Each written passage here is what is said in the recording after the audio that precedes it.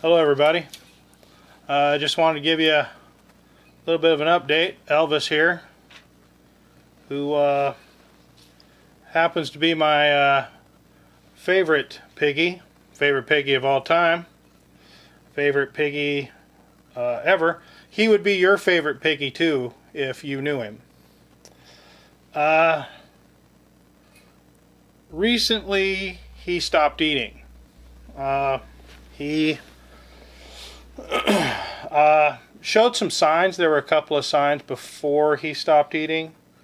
He was shredding carrots and leaving lots of little pieces when we give him carrots. Lots of little pieces where before he did not leave these pieces, he would eat the whole carrot. And then he started eating slower, way slower than normal. He's always kind of ate slower than other guinea pigs, but he started eating slower than that. So that was the next sign. And then one day he just stopped eating completely. So we took him to the vet, and the vet told us that he has an overgrown rear molars in the back of his mouth. They're growing over the top of his tongue, and his tongue is being trapped by his teeth. So this was last Friday. This is Sunday.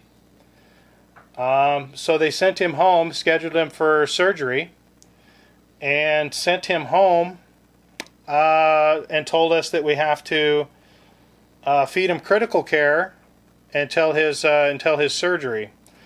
And Elvis, unfortunately, is not good at this. Some guinea pigs eat critical care, eat from a syringe, no problem. Elvis, unfortunately, is not one of those. So this is a battle each and every time, and I just wanted to kind of tell you some particulars of the situation so you kind of have an idea. The initial vet to see what the problem is when he stopped eating was $120. Is that correct? $140. $140 just to diagnose what's wrong. He dropped in weight. I forgot to mention that part. That was another one of his symptoms. He dropped from about 1,300 grams down to 1,180 before I noticed that he had weight loss. It took that much weight loss before I knew what was going on. And I have to tell you, I watch him like a hawk. I weigh him frequently, and all of this happened very, very rapidly. I would say it happened within a week. He was fine one week, and then the very next week he was not. So it was $140 to see the vet for the initial diagnosis, and the surgery with everything included, his IV, his blood tests, everything, the anesthesia, the care that he'll need for the entire day while he's having the surgery was $500. So between the two, that's $700 for a guinea pig. And, you know, you have to prepare yourself, you know, for things like that when you have a guinea pig. It's just one of those things that you have to be ready for. You know, if you have a guinea pig and you care about them, you're going to want to save some money. You know, you're going to want to put some money away, or get pet insurance, or make sure that you're set up on, what's that credit? Care credit. Care credit, to where you can pay for an emergency vet visit or an emergency surgery, or you're going to lose your best friend. You know, that's really the simple facts about the situation. And I'm not telling you how much this stuff costs so you can feel sorry for me, or offer to, you know, to donate money or anything like that. I've always been kind of a proud person. I won't ask for money, but I will tell you, if it meant saving his life, I would beg for money. But we're going to be able to pull this one off. But I'm not a rich guy. I don't make a lot of money. So this one's going to hurt. It's going to hurt a lot.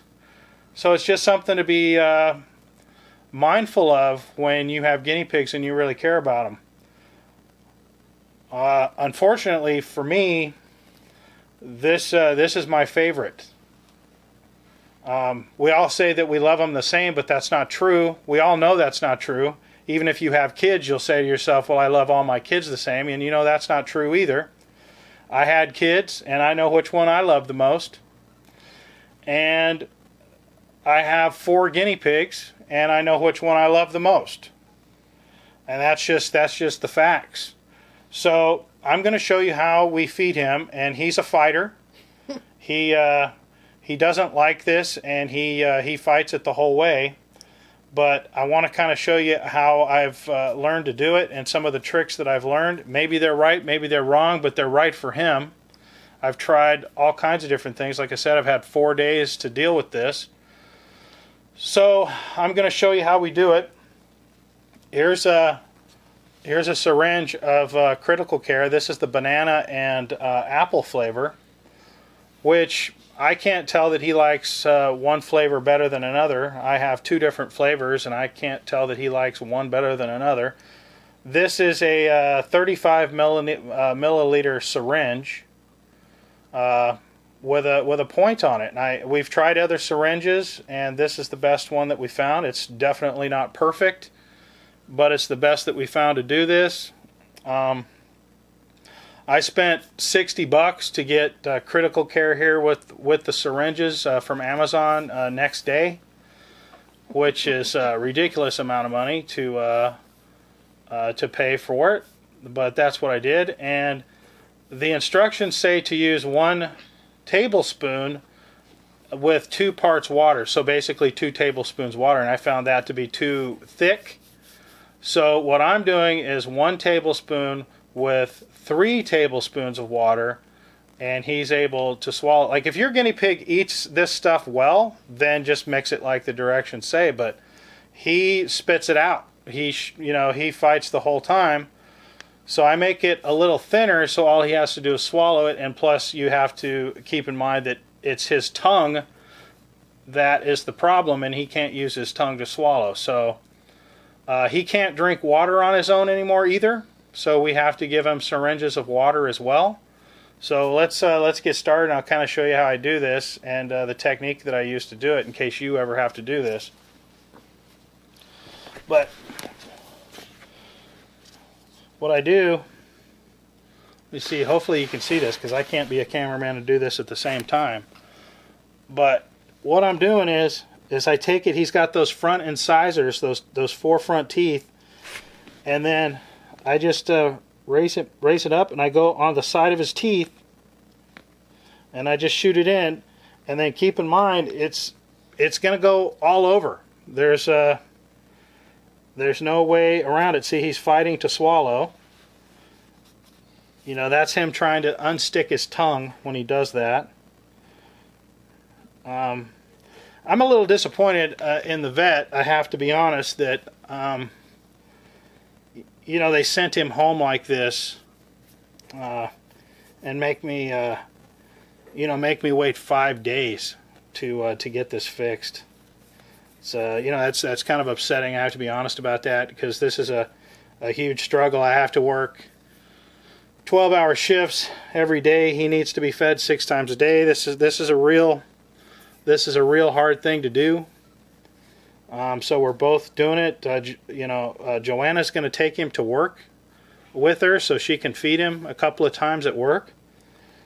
But my job doesn't allow. I can't have him at my work, so there's nothing I can do. And I'm working 12 hours to help pay for that surgery. So I'm trying to. Fortunately, I had overtime available at the time of this incident, so I've been working 12 hours a day every day. Trying to work enough overtime to pay for the surgery. So you just stick it in the side of his mouth, and you just squirt it in there.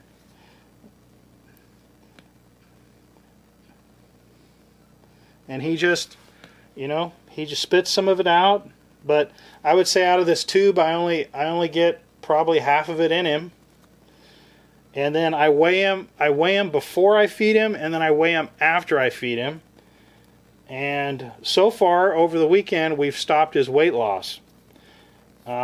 He fluctuates between 1145 and 1160 after we feed him. And we've stopped his weight loss. And see, that's him struggling to get his tongue unstuck. It's just a heartbreaking thing to watch, you know.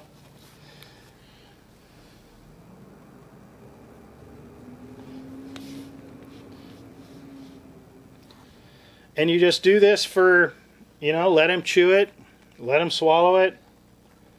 And I do this until this is gone, and it usually takes about 30 minutes. It takes about 30 minutes to feed him. And it's a slow process.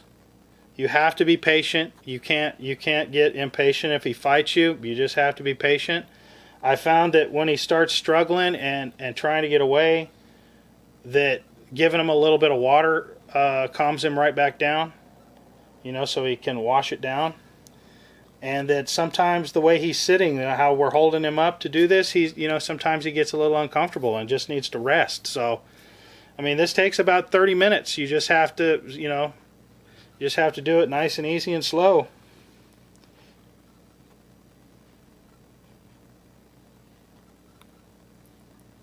Oh no, Elvis.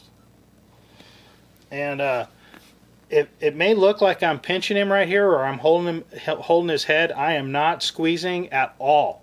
I don't put any side pressure on his face or his head. I just kind of put my hand here to keep him from being able to rear his head back. That's all I'm doing. And if he rears his head back, forces, wiggles around, I don't hold him in place. All I do is I lightly put my hand around him to just kind of limit his movement. I don't ever squeeze his head. Such a good boy, huh? This is what I call filling up the piggy. When it's time to feed him, I go over there and tell him it's time to fill up the piggy. And then he knows what's coming. Yeah, we're filling up the piggy. The piggy's empty and we got to fill the piggy up. But he does his best. You know, he does his best to swallow it. Like I said, I think I'm getting about half of it down him.